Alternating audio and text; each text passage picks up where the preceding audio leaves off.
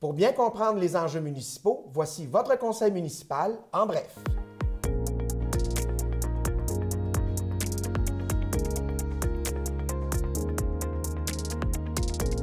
À tous les 2 semaines, cette émission va vous revenir et je rencontre toujours à tous les 2 semaines la mairesse Nathalie Pelletier. Bonjour Nathalie. Bonjour. Alors évidemment, on va prendre ensemble le temps d'expliquer certains points du conseil municipal qui ont besoin peut-être d'un peu plus d'explication ou plus de clarification. Oui, qui sont d'intérêt pour la population, parce que ça avait ressorti dans un sondage. Nos équipes des communications veulent savoir si nos outils correspondent aux besoins des citoyens. Puis les citoyens, bien, vous aviez demandé d'avoir quelque chose qui était plus précis par rapport à la séance du conseil, en ne visionnant pas l'ensemble de la séance, qu'est-ce qui est d'intérêt. Et c'est ce qu'on fait avec l'équipe de Nous TV. On est bien content que vous nous ayez choisis pour ça.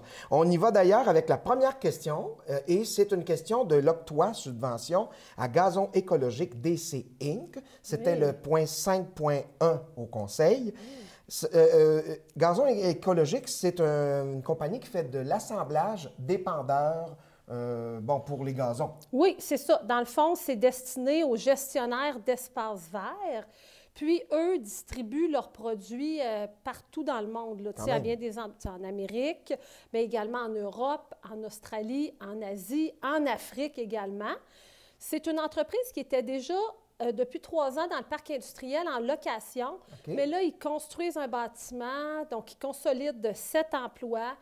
Ils créent 3 emplois de plus, puis ils font des investissements de 1,7 million. Donc, pour toutes ces raisons-là, on a décidé de leur donner un petit coup de pouce de 15 000 $. Est-ce que c'est souvent comme ça avec des entreprises de chez nous? Est-ce qu'on a une enveloppe magogoise qui vient aider comme ça les entreprises? Oui, alors depuis quelques années, la loi sur les compétences municipales permet aux villes de réserver une enveloppe à chaque année pour le budget. Okay. Ici, à Magog, c'est 150 000 $ pour les entreprises plutôt du parc industriel et 50 000 $ pour les entreprises des technologies de l'information.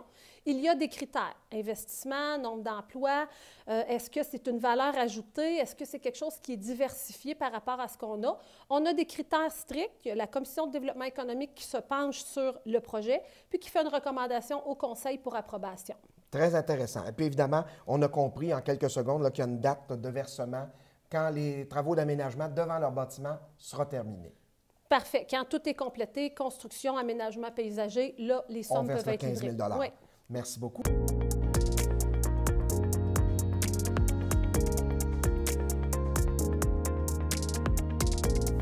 Notre prochaine question s'adresse bien sûr aux demandes financières au programme d'infrastructure municipale. On a entendu parler du projet Primo, entre autres. Ça, c'était le point 7.2. Oui, dans le fond, c'est que la ville de Magog, avec le grand projet qui est environ de 50 millions pour le détournement des eaux de l'usine du secteur Aumerville vers Magog. Je vous rappelle qu'il y a quand même quelques phases. On commence par mettre à niveau notre usine de Magog. On augmente la capacité pour ensuite dévier les eaux d'Aumerville vers Magog. Tout ça ensemble, on refait la rue Saint-Patrice, c'est 50 millions. Donc, on veut avoir des subventions. C'est pour ça, hier, il y avait 2 résolutions qui nous permettaient à nos équipes de cogner à la porte du palais de gouvernement provincial pour avoir un soutien financier. Oui, c'est ça. Ce qu'on comprend là-dedans, donc, Mme Pelletier, c'est le montage financier qu'il faut faire. C'est ça. C'est l'accord pour faire le montage financier. Puis bientôt, là, au cours du mois d'octobre, on va vous donner davantage de détails sur ce grand projet d'importance pour la ville, pour le développement de la ville. Ça semble être un bien gros projet.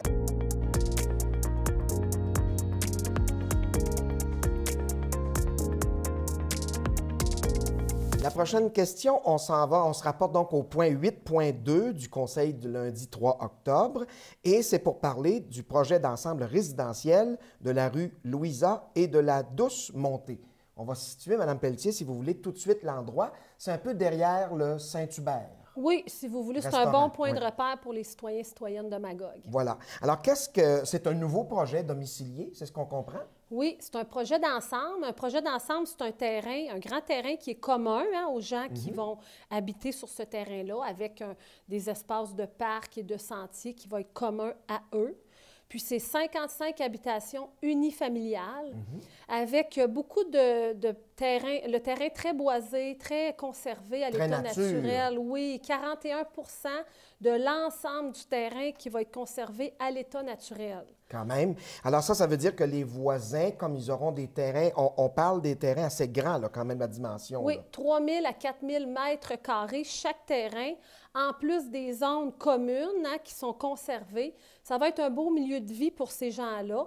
Donc, on est content de pouvoir avoir ce nouveau développement-là pour certains citoyens, mais c'est certain que c'est une nouvelle offre qui est sur le marché, mais ce n'est pas du logement abordable dans ce cas-là. Okay. C'est un projet particulier, c'est ce qu'on peut dire. Oui, c'est un projet de maison unifamiliale, mais avec assez grand terrain, donc on comprend que l'accessibilité, ça ne sera pas des maisons bas de gamme. Oui, c'est ça. Et c'est un quartier où les voisins ne seront pas les uns collés sur les autres, comme on peut le voir dans un quartier plus résidentiel de petites familles. Non, c'est ça. Mais ça répond quand même, on a besoin d'avoir une offre diversifiée qui va répondre à des besoins de nouveaux Magogois ou de Magogois qui changent de maison.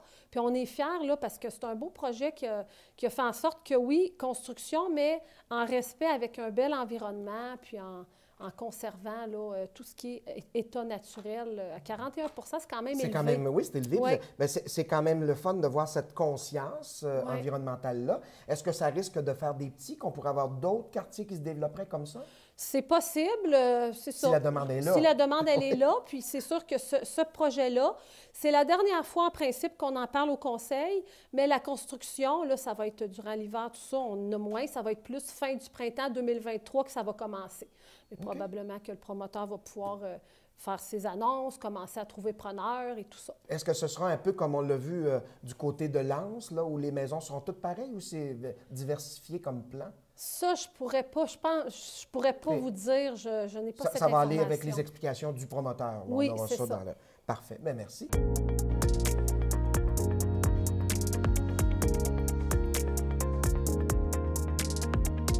On va maintenant parler de PTI. Alors, 3 lettres pour nous parler du programme triennal d'immobilisation.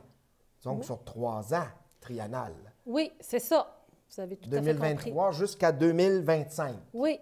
Alors, il y a souvent des lettres comme ça au conseil, il y a des PTI, des PPP, fait qu'on va se démêler dans tout ça. Quand est-ce que ça arrive, ça, le PTI? On l'a une fois par année? C'est toujours, oui, une fois par année, avant décembre, le conseil municipal doit adopter. Ce sont des prévisions, justement, qui... L'intention, ce n'est pas garanti, c'est une intention de réalisation de projets en infrastructure. Quand je parle d'infrastructure, c'est des biens qui ont une durée de vie, là, les routes, les aqueducs égouts, les bâtiments, des parcs. Ça a été présenté hier lors d'une séance extraordinaire. Exact. Parce que ça, je peux peut-être démêler les gens. Qu'est-ce que c'est une extraordinaire? On a fait un mouvement, là. Oui, donc une séance ordinaire, c'est à tous les lundis, 1er et 3e lundi du mois. C'est le calendrier est toujours adopté à la fin de l'année. Séance extraordinaire, c'est un ajout qui est planifié, on doit le planifier quelques jours d'avance. On l'appelle extraordinaire, pas nécessairement parce que c'est si extraordinaire que ça, le sujet, mais c'est parce qu'elle sort de... Elle n'a pas été planifiée comme les autres en début d'année. Puis ça a été présenté par notre président de la Commission des finances, Samuel Côté, qui a très bien fait ça hier. Il a bien vulgarisé ce nous amener tout ça. Oui. Et évidemment, ça s'est fait dans le cadre... On a comme interrompu la séance ordinaire, on a fait l'extraordinaire et on est revenu. Oui. Ça, il fallait le suivre, mais si les gens sont un peu mêlés quand ils regardent le conseil, ça arrive, parce que sinon, il faudrait faire ça un autre soir. Ça aurait comme... ce serait moins charmant pour le public. Bien, on préfère faire déplacer les gens une seule fois pour avoir une séance un petit peu plus longue, mais exact. On préfère ça que Donc, on parle d'infrastructure. J'ai entendu là-dedans des mots de prévention, d'entretien, d'investissement. Moi, c'est des mots comme citoyen qui me plaisent, mais j'imagine que c'est important, ça, pour une ville aussi. Bien, complètement. Donc, nous, les grandes priorités du Conseil, c'est effectivement assurer la pérennité en entretenant nos infrastructures. Je vous ai nommé ce que c'était. On veut évidemment investir dans le réseau routier. On se le fait souvent dire depuis des années. Il y a des routes là, qui sont désuètes, ici, comme partout, mais également poursuivre le développement de la ville, mais en respect aussi avec l'environnement. Puis maintenir une bonne santé financière de la ville, parce qu'on comprend que la ville est en développement, on accueille de plus en plus de citoyens, on a besoin d'investissement, mais on veut quand même garder le contrôle de la dette et sous contrôle, donc garder une bonne santé financière de la ville. Et ça, c'est bien important. On le sait, il y a des villes qui ont eu plus de difficultés avec ça. Oui. On parle là-dedans aussi donc de planification, des choses qu'on a déjà entendu parler. Évidemment, l'usine d'Aumerville dont on a parlé un peu plus tôt, l'usine des eaux usées. On parle aussi de la maçonnerie et du toit de la bibliothèque. Oui, c'est ça. Dans le fond, là, vous avez nommé quelques projets stratégiques parce qu'on comprend plan triennal 3 ans, 2023-2025, mais on s'est plus attardé à 2023 parce que c'est plus près. On dit toujours que ça peut changer, ça peut dépendre des fois des subventions que nous avons, ça peut dépendre des fois de registres, des projets que nous avons. On a un registre. Registre, c'est les gens qui peuvent dire s'ils sont d'accord ou non. Ah oui, oui. Donc, les subventions, des fois, c'est conditionnel à des subventions, puis si on n'en a pas, bien, on ne fait pas le projet. Pour 2023, c'est quand même un 41 millions qui sont prévus. Là-dedans, on a budgété un 20 millions de subventions. Et 2024-2025, c'est plutôt 23 millions. Mais si je me reviens en 2023, tout ce qui est projet stratégique, il y a effectivement tout ce qui est usine d'Aumerville, de détournement des eaux, dont on a parlé un petit peu tantôt. Également, toiture et maçonnerie, parce que c'est un beau bâtiment patrimonial, mais ça demande de l'entretien. Il fallait refaire ça. Ça, c'est quand même un 3 millions qui est réservé pour ça. Pour Aumerville, en 2023, c'est 28 millions quand même. Ça monte vite. Ça monte vite, la facture. Ça monte vite. Oui. Également, plage des Cantons, 350 000 parce qu'on a le restaurant de la plage des Cantons, puis on a le marché public qui est là actuellement. Oui. On veut voir en 2023, bâtiment, quel est l'état, qu'est-ce qu'on va faire pour la suite. On sait qu'on doit garder une offre de restauration, mais quelle forme? Est-ce que c'est un restaurant comme ça? Est-ce que ça va être bonifié ou il y avait eu d'ailleurs des séances d'information ou en tout cas de consultation là-dessus. Oui, bien, c'est ça, complètement. Donc, on va tenir compte de ces consultations-là, mais on veut se positionner sur le bâtiment et sur le marché. Est-ce on aimerait ça une structure permanente? Est-ce que ça demeure là ou non? Puis une fois que ça va être décidé, bien là, on va pouvoir faire des investissements plus importants en lien avec la consultation en 2024. Il y a le parc Maurice-Théroux aussi qui est entré là-dedans, le parc de baseball, parce qu'il y a quelques années, j'étais très jeune déjà quand ça a été fait. Oui, puis c'est la première fois vraiment que les citoyens et citoyennes peuvent entendre parler de ce parc. C'est un parc de quartier. Donc, de quartier, ça veut dire que c'est le rayon de citoyens qui devraient aller à ce parc-là est quand même assez grand. C'est un parc plus majeur, mais qui manquait beaucoup d'amour, qui manquait d'installation, des petits modules très, très singuliers. On souhaite investir davantage là. Là, c'est un 870 000 pour renouveler les modules de jeu, pour une patinoire l'hiver et espace multifonctionnel à définir durant l'été. Puis on veut faire un lien. On veut qu'il y ait une belle transition avec l'espace Saint-Luc qui va être îlot de fraîcheur. Et c'est ça, tout ce qui est plus nature. OK. Puis il y a évidemment des véhicules là-dedans, parce qu'il faut penser que la ville est propriétaire de véhicules. On ne les change pas toutes la même année. Bien, complètement. Donc là, je vous ai détaillé les projets plus stratégiques, mais il y a toujours des enveloppes qui sont réservées véhicules. Donc, changement de nos véhicules, ça comprend tout. Les gros camions de voirie, les camions incendies, c'est dans cette enveloppe-là.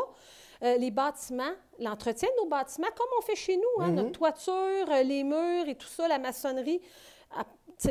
Ensuite, d'autres choses comme, par exemple, des murs de soutènement, des équipements, par exemple, d'hydromagogue, les rues, le réseau, tout ça ensemble, c'est un 7 millions qui est prévu dans notre enveloppe là, de PTI 2023. Il y a eu une question à la fin, j'avais retenu cette question-là. Il y a un citoyen qui a demandé est-ce que les revenus d'Hydromagogue sont toujours inclus dans ce que vous avez présenté là?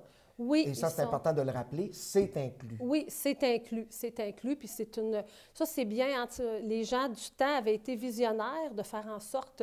C'est une richesse pour la ville de Magog d'avoir Hydromagogue parce que c'est une entreprise qui est très prospère et qui est quand même payante, puis on s'assure de l'entretien. Même si l'électricité, on le sait, a un prix plancher, on va dire ça comme ça, mais les revenus, les bénéfices viennent aux citoyens. Voilà. Eh bien, merci beaucoup. Ça nous a fait faire le tour de ces belles questions-là. On peut rappeler aux gens, bien sûr, que les conseils de ville, à tous les premiers lundis, troisième lundi, et suite à ça, tous les 2 semaines, on reviendra avec notre émission. Toujours, c'est parfait. Puis vous pouvez nous écouter, soit venir en séance du conseil, on aime ça avoir du public, ou dans le confort de votre foyer, via nous TV. Vous pouvez aussi poser des questions en appelant au téléphone ou en mettant des commentaires sur la page Facebook. Merci beaucoup, Mme la mairesse. Merci. À bientôt.